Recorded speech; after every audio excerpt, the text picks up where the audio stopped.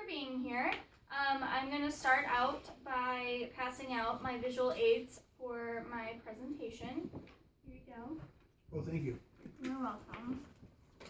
Thank you. Thanks. Thank you. Well, you don't get one, sure. Okay. My name is Ashley Everett, and I'm going to be presenting about communication competence. Communication is the process by which information is exchanged between individuals through a common system of symbols, signs, or behavior. As mentioned, communication is a process, but unless there is competency to secure understanding, the process will fail. Communication competence has been defined in different ways by many scholars, but the overall idea is one's ability to choose among available communicative behaviors to accomplish one's goals during an encounter. Now, what exactly does this mean?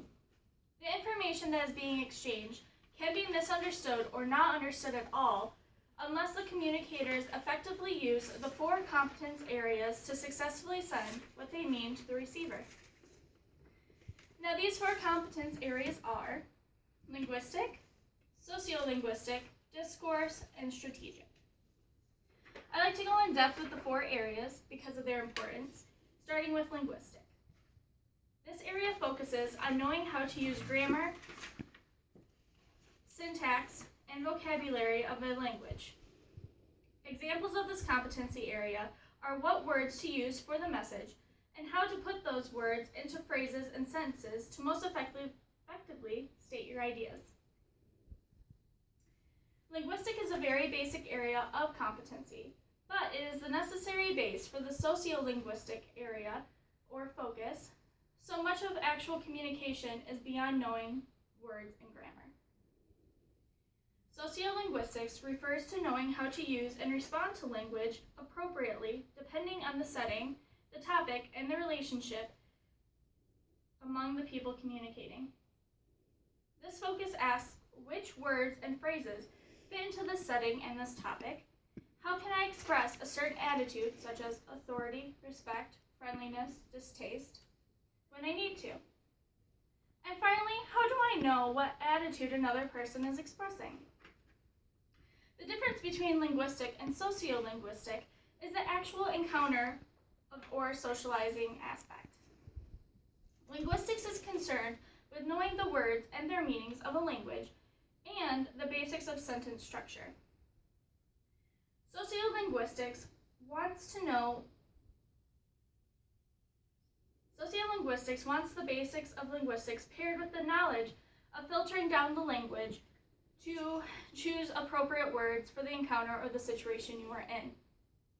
Sociolinguistics also cares about your relationship with the person that you are communicating with, also called the receiver. We tend to change our selection of words and phrases, even gestures, depending on our familiarity with the receiver and the social norms with them. Another important factor within the sociolinguistics realm is intercultural communication. Intercultural communication in itself is such a huge scope that I'm only touching on the parts that interconnect with sociolinguistics. Intercultural communication is the sending and receiving of messages across languages and cultures. This not only includes people from other cities, states, and countries, but also includes people who do not share the same social groups as we do.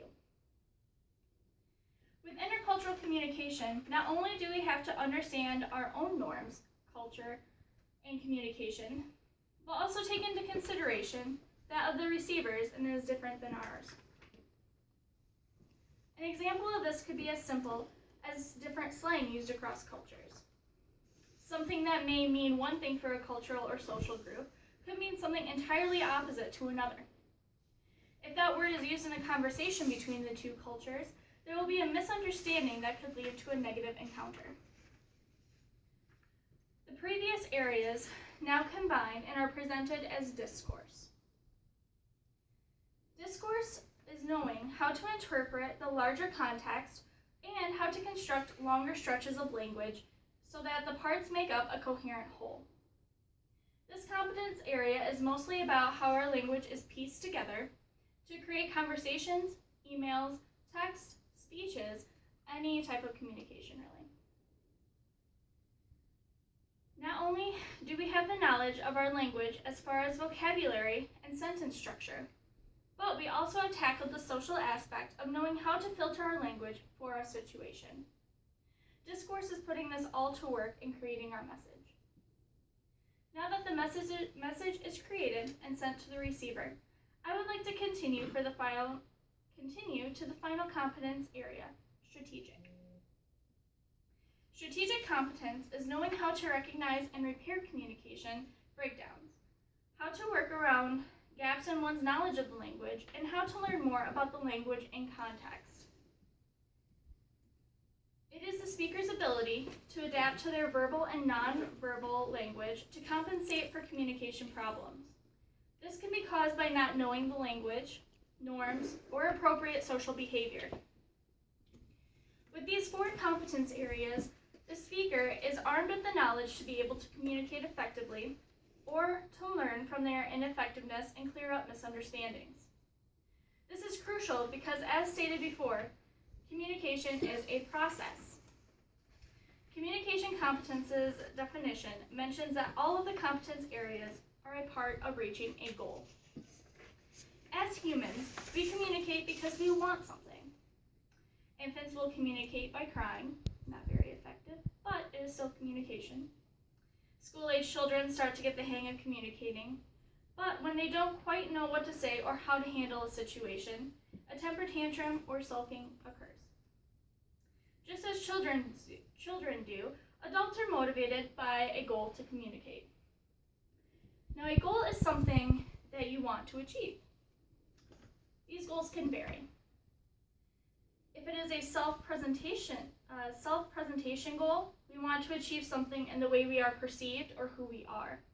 If it is a relational goal, it is how we develop, maintain, or terminate a relationship. And an instrumental goal is one we pursue in order to achieve a further outcome, such as seeking a raise or reward at work.